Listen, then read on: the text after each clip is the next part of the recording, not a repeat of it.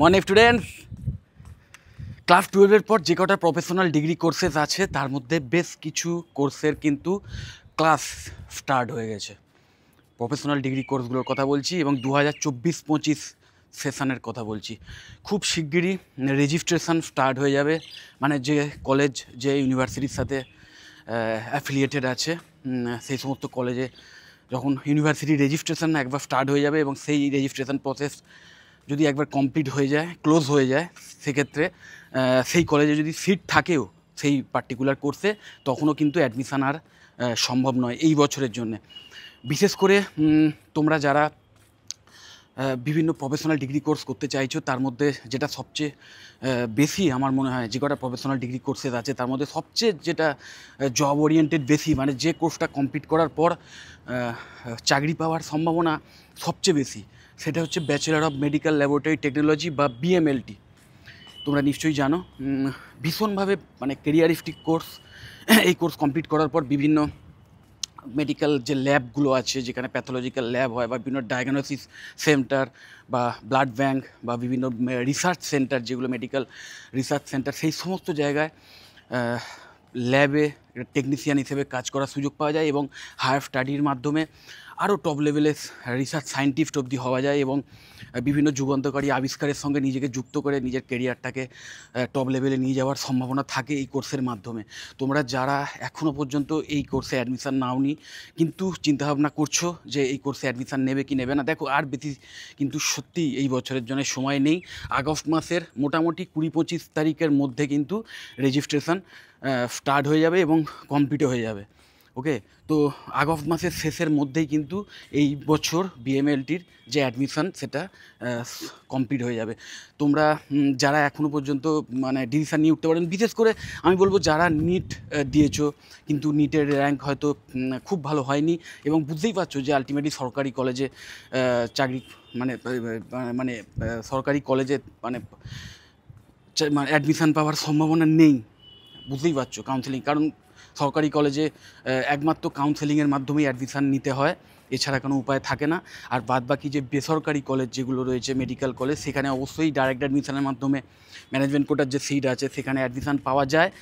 সেখানেও অবশ্যই NEET qualification লাগে, কিন্তু সেখানে যেটা সবচেয়ে বেশি মেন ড্রব্যাক সেটা হচ্ছে যে প্রচুর ফিজ। তো সেই ফিজ যাদের দেওয়া সম্ভব নয় তারা কিন্তু এই কোর্স অবশ্যই অপ্ট করতে পারো, বিশেষ করে পিসিবি কম্বিনেশান যাদের থাকে, মানে ফিজিক্স এবং বায়োলজি, এই দুটো কম্বিনেশান থাকলে কিন্তু এই বিএমএলটি কোর্সটা তাদের জন্য একদম পারফেক্ট। এছাড়াও যারা ধরো কমার্স বা আর্টস থেকে আসছো, মানে ক্লাস 12-এ, তাদেরও যদি ইন্টারেস্ট থাকে এই কোর্সে অ্যাডমিশান নেওয়ার, তাদেরও কিন্তু বেশ কিছু কলেজ আছে যারা এই অপরচুনিটিস দিচ্ছে যে আর্টস বা কমার্সের স্টুডেন্টদেরও এই কোর্সে অ্যাডমিশান নেওয়া সম্ভব।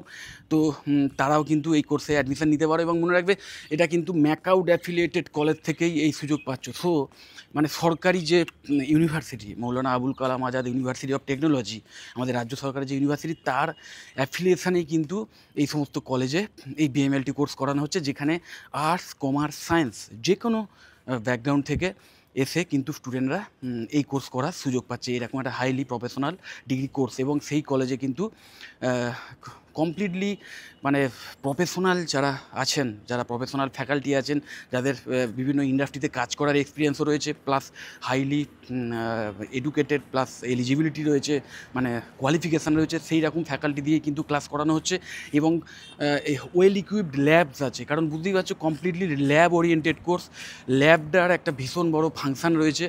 তো ল্যাবের কোয়ালিটিটাও একটা ইম্পর্টেন্ট ব্যাপার। তো এই সমস্ত কলেজে এই ল্যাবের কোয়ালিটিও ভালো, প্লাস যে ইনহ্যান্ড ট্রেনিংয়ের যে ব্যবস্থা, বিভিন্ন ল্যাবে ভিজিট করিয়ে বা বিভিন্ন ডায়াগনস্টিক সেন্টারে ভিজিট করিয়ে সেখান থেকে যাতে স্টুডেন্টরা একদম ইনহ্যান্ড এক্সপিরিয়েন্স পায় তারও ব্যবস্থা আছে। ট্রেনিংয়ের ব্যবস্থা রয়েছে, সফট স্কিল ট্রেনিং ফ্রিতে দেওয়ার ব্যবস্থা রয়েছে এবং ইন্টার্নশিপের ব্যবস্থা রয়েছে। ওকে, কারণ ইন্টার্নশিপ যত একটা স্টুডেন্ট করতে পারবে, সে তত প্রফেশনাল লাইফে কীভাবে কাজটা করা হয় তার একদম ডাইরেক্ট একটা এক্সপিরিয়েন্স পায় এবং কোর্স কমপ্লিশনের পরে যাতে সেই স্টুডেন্ট ভালো জায়গায় চাকরি পায় তার জন্যে কিন্তু ভালো প্লেসমেন্ট ড্রাইভের ব্যবস্থা করা হয়, কমপ্লিট প্লেসমেন্ট অ্যাসিস্ট্যান্স দেওয়া হয়। তো এই রকম কলেজেও কিন্তু অ্যাডমিশান চলছে এখনও পর্যন্ত। আগস্ট মাস অবধি, আগস্ট মাসের এন্ড অবধি ম্যাক্স টু ম্যাক্স এই অ্যাডমিশান প্রসেস হয়তো চলবে, যদি না ফার্দার নোটিশ আসে। কারণ ম্যাকআউট থেকে যদি নোটিশ আসে যে হ্যাঁ রেজিস্ট্রেশন প্রসেস পিছিয়ে আরও পিছিয়ে, ডেটটা আরও পিছিয়ে যাবে, সেক্ষেত্রে আলাদা ব্যাপার। কিন্তু আপাতত যে খবর আসছে যে মোটামুটি 20 থেকে 25 আগস্টের মধ্যে কিন্তু এই বছরের জন্য 2024-25 সেশনের জন্য কিন্তু এই কোর্সে অ্যাডমিশান ক্লোজ হয়ে যাবে। তো তোমরা অবশ্যই এই বিএমএলটির যে সিলেবাস আমি আমার এই ভিডিও ডেসক্রিপশান বক্সে দিয়ে দিচ্ছি, সেটা দেখে নাও।